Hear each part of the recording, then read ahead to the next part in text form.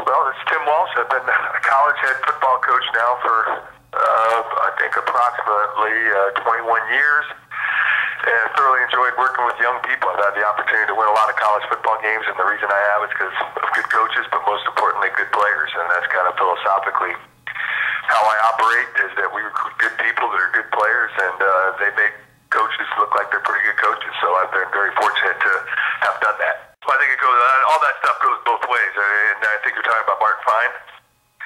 And I think all of it goes both ways. I mean, everybody that gets in this profession and has the opportunity to work with other people, I think we all have influences on each other. And I've been really fortunate to work with and for some outstanding coaches. And I feel very strongly that by doing that, you have the opportunity to grow as a football coach. And Marty, obviously, he gave me that opportunity. And I think I grew under him and learned a lot. And I think moving on and moving forward in my career, I've had the fortunate opportunity to hire other great assistants that have surrounded me. And I think that that influence that I think that we've had on college football comes from a group, not one man, so to speak. So I've been very fortunate to be around a lot of great people.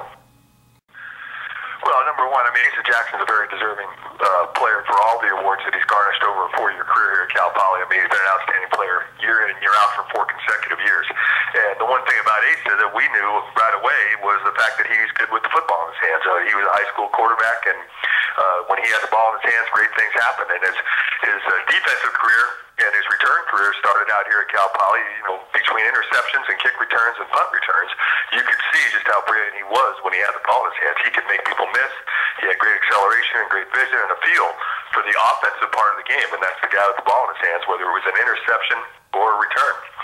And to see him do what he did this year was no surprise, let's put it that way. I think that he had 3 great seasons prior to this one, and he came in ready to rock the place with the best season he's ever had. And he had a 105-yard interception return. He had several outstanding punt returns that gave us the opportunity to win some football games with field position, as well as helping us on the kick return part of the game.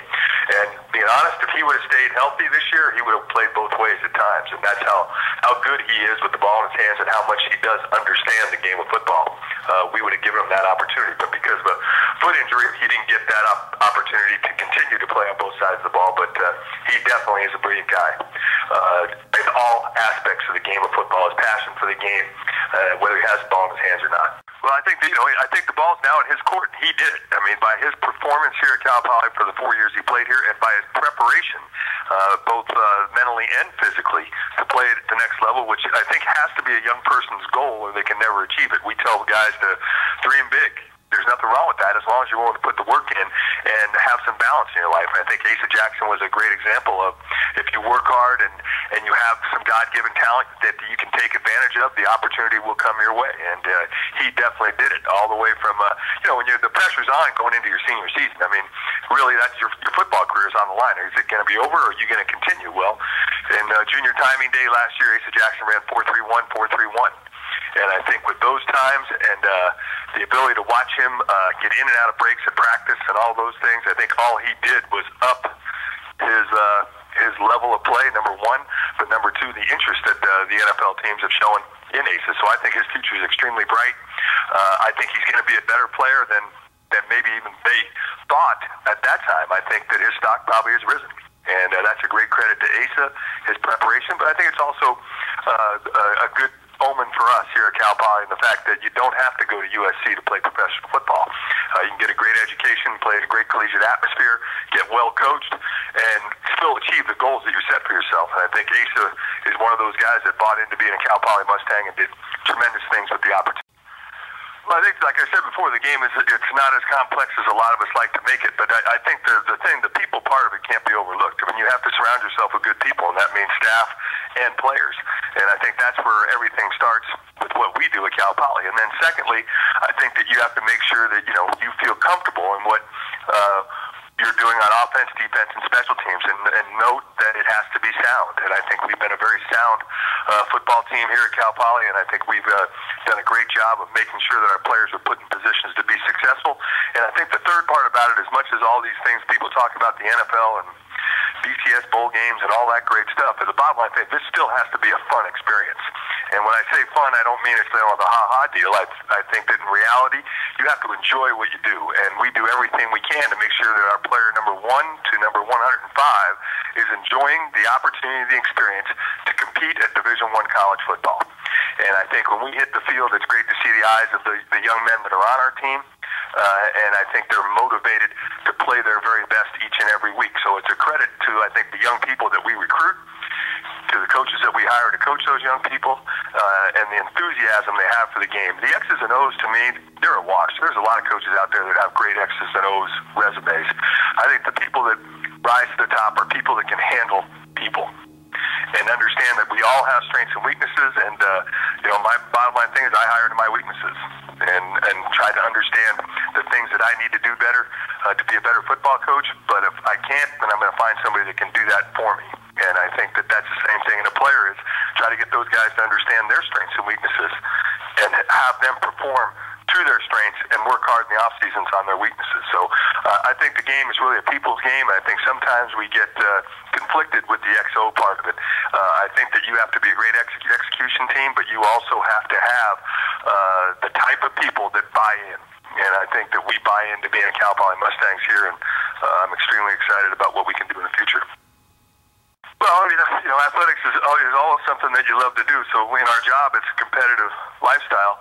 So really, I mean, I think the things that I like to do, basically, we like to get out, especially living where we live here on the Pacific Ocean, the opportunity to get out to the golf course, get out to the beach, read a book, the opportunity to travel with my wife. My children are all grown now, so it's the opportunity to go visit them in the different states that they live in and have the opportunity to have some downtime and some relaxed time. But as far as just getting out of the office, try to compete with our coaches in some noontime hoops, get on the golf course with some friends and enjoy the beautiful weather and play a great round of golf. And I think, sitting on the beach, relaxing and reading a book is great time away from the office.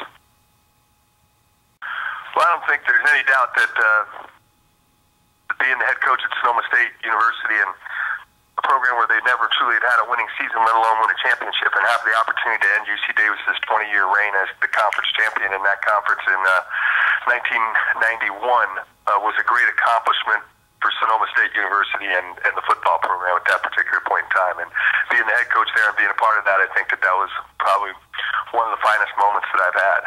I think that the next one probably be when I went to Portland State University, having the opportunity to take a program that was a great Division II program and move it to the Division I level and be ranked in the top 25, I think 7 of our last 8 years. And I think that that was a great accomplishment, and some great young players that in 1996, 23 freshmen decided to say yes, that they would go to Portland State and start that deal. And those young men became the foundation of who we were, and a lot of them were outstanding football players that had the opportunity to play in the NFL, which is a great thing, but more importantly, they've gone on to be successful young men and great parents and all those things. So I was very proud of what we accomplished during that run at Portland State, including a 45-20 win over the University of Hawaii at Hawaii, which was almost unheard of to win over there, but to also beat a June Jones team. That was one of the highlights of my career as well. And then I think having the opportunity to come back to California, which is the thing I never thought would happen once we left Sonoma State.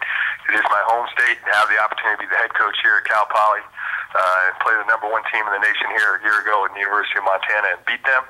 And then in the last year of the Great West Conference to win a Great West Conference championship and say goodbye to the conference the right way, I think was a good thing for Cal Poly football and a good way for us to close that portion of Cal Poly football history and now move forward to the Big Sky.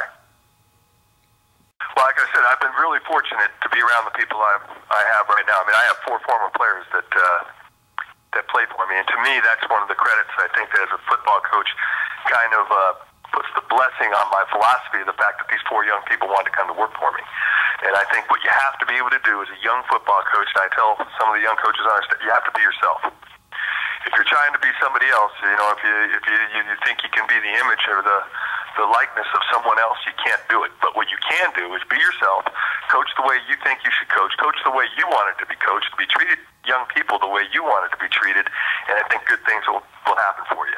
And be a firm person that has firm beliefs in who they are as men, and I think being able to stand up and look people in the eye and state what you feel and be able to take rejection as well as acceptance, I think great things can happen for a lot of young coaches in this profession. It's a great profession. We have the opportunity to be around young people. They keep us young, and they keep us in tune with what the real world's happenings are on a daily basis. So anybody who gets into the profession, don't get too eager to get so far ahead of yourself that you forget to enjoy each and every moment of being a college football coach.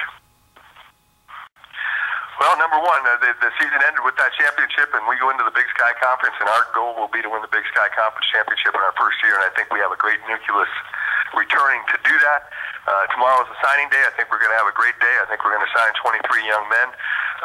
At a place like Cal Poly, one of the things I think our fans need to pride themselves in is places I've been before to get 23 guys to say yes, we would have maxed out the number of NCAA visits that you can give to do that, 54. Here, we're going to visit 25 guys, and 23 said yes. So it's a pretty incredible place, and I think that states the type of young men that want to come to Cal Poly and carry on the traditions of their football program. But I think with the nucleus, with Andre Broaddus back as our quarterback, I think some very exciting things are going to happen for us offensively, and I think defensively with Kenny Jackson as an inside linebacker, no relation to Asa, but every bit as good a football player, as a guy that I'm sure is going to open up some NFL eyes as well. Leading us on defense, I think big things are in the future in the Big Sky for us here at Cal Poly in 2012.